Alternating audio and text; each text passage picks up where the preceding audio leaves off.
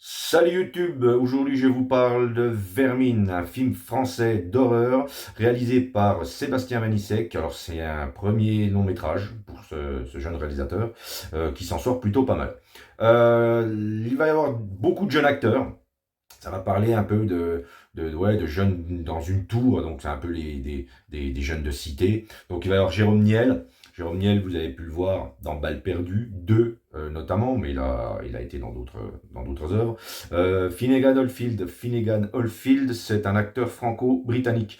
Donc vous pouvez le voir aussi bien dans des trucs un petit peu américains, anglais et français. Entre autres, je vais vous donner deux exemples. Il avait joué dans Das Boot, excellente série, et aussi dans Braco, donc pour vous donner un peu des deux côtés plutôt de la Manche. Il y a Sophia Le Saffre aussi, qu'on avait pu voir, moi je la connaissais parce que je l'avais vue dans Les Trois Frères à l'époque, Le Retour, mais elle a joué aussi récemment dans Braqueur, la série, sur Netflix. Voilà, donc tout un tas de jeunes, dont un jeune acteur dont je vais vous parler dans un instant, qui a le premier rôle, mais qu'on n'a pas vu dans autre chose que donc dans Vermine, puisque c'est un jeune qui fait du mannequin à la base. Caleb, interprété donc par Théo Christine. Si vous voulez, lui, il aime bien les NAC, nouveaux animaux de compagnie. Donc, alors qu'il se rend chez un ami à lui pour acheter un cadeau pour une amie, il va voir une araignée dans une boîte. Araignée que peu de temps avant dans le film, on a vu d'où elle provenait. Et ça donne pas envie d'avoir une araignée comme ça chez soi. Pardon. Donc il va la ramener chez lui, il va la mettre dans une belle boîte en carton en attendant de la mettre dans un aquarium. Parce que, effectivement, comme il aime les nacs, on va voir qu'il a des grenouilles, qu'il a des salamandres, il a tout un tas de trucs. Donc il va lui préparer son aquarium. En attendant, la boîte est toute petite, donc il va la mettre dans une boîte à chaussures pour qu'elle soit un peu mieux, sauf que l'araignée va s'échapper. Et toute l'action va se passer dans cette barre d'immeuble. Une barre d'immeuble qui est ronde, mais c'est une barre d'immeuble quand même.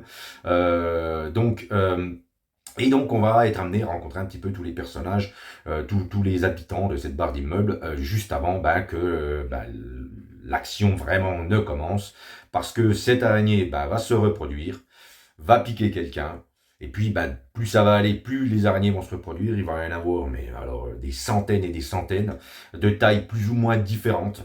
Voilà, l'araignée de base, elle est à peu près grosse comme ça, et à la fin, il va y en avoir des comme ça, des gigantesques, parce qu'en fait, ils se renseignent à un moment donné, les jeunes, et ils se rendent compte que c'est une araignée qui est adaptative.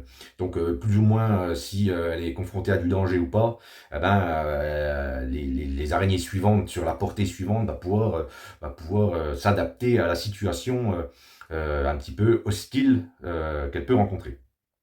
Donc les jeunes vont vite se rendre compte que l'araignée s'est échappée, donc qu'il y en a des centaines dans cette tour, et ils vont devoir s'échapper, essayer en tout cas de s'échapper de cette barre d'immeuble. Il va y avoir les policiers qui vont venir, parce que effectivement, au départ on croit que c'est quelqu'un qui est mort drogué, alors qu'il a été piqué par l'araignée, puis du coup il y a une enquête, et puis on se rend compte que les policiers continuent à être un peu dans cette barre d'immeuble. Il y a toute une histoire plutôt bien chiadée, et moi j'ai plutôt apprécié ce film.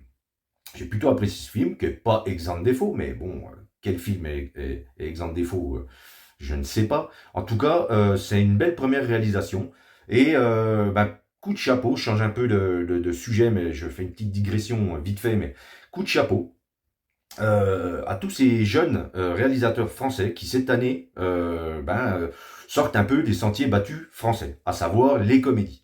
Là, on a eu de la chance, on a eu récemment donc Mars Express, qui est un film d'animation français qui est absolument exceptionnel, que j'ai bien aimé.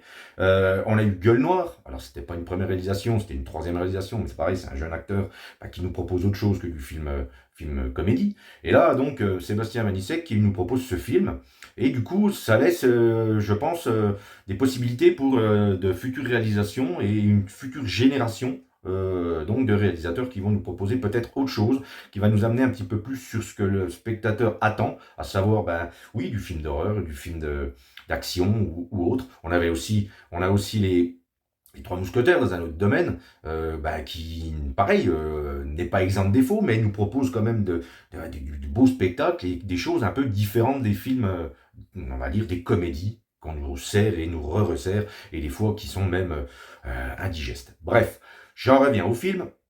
Le film, donc, mais ouais, voilà, une bande de wesh. Alors, je dis pas wesh parce que je suis un petit peu dédaigneux. Non, ce qui est rigolo, c'est que l'acteur principal, le jeune Caleb, finit, ponctue quasiment ses phrases tout le temps en wesh, et ses potes aussi. Donc, c'est pour ça que je vous dis ça. Ça m'a fait rigoler. Bref, donc c'est un film de jeunes de cité qui, si vous voulez, va essayer de se sortir les doigts d'où je pense pour essayer de se sauver c'est plutôt pas mal. Alors il y a des raccourcis scénaristiques, évidemment. La fin est un peu expédiée, je trouve. Il y a pas mal de défauts, mais franchement, le produit en lui-même, l'intégralité du film, je l'ai trouvé plutôt pas mal, distrayant, ça change. Les films d'araignées de requins en général, c'est un peu casse-gueule parce que ça a été fait et refait. Là, ça nous révolutionne pas le truc, mais si vous voulez, c'est plutôt intéressant de voir un petit peu le parti pris qu'il a eu sur certains choix, sur certaines scènes. Alors oui, après, effectivement, bon, il y a des moments, on sait pas trop pourquoi les araignées piquent pas. Alors, si, elles sont un petit peu sensibles à la lumière, mais il y a des moments, bon, on se pose des questions. Bref, c'est pas un film exempt de défauts, vous l'aurez compris, je vous le répète encore une fois. Mais franchement, c'est un bon petit film à aller voir. Alors, au cinéma, je ne sais pas, mais en tout cas, à voir dès que vous en aurez l'opportunité. Voilà. Moi, c'est tout ce que je peux vous dire sur Vermine. Donc, un petit film bien sympa que j'ai plutôt apprécié. Et puis, moi, je vous dis à la prochaine. N'hésitez pas à liker la vidéo et à vous abonner avec la petite cloche. Voilà, voilà. Allez, à bientôt. Salut!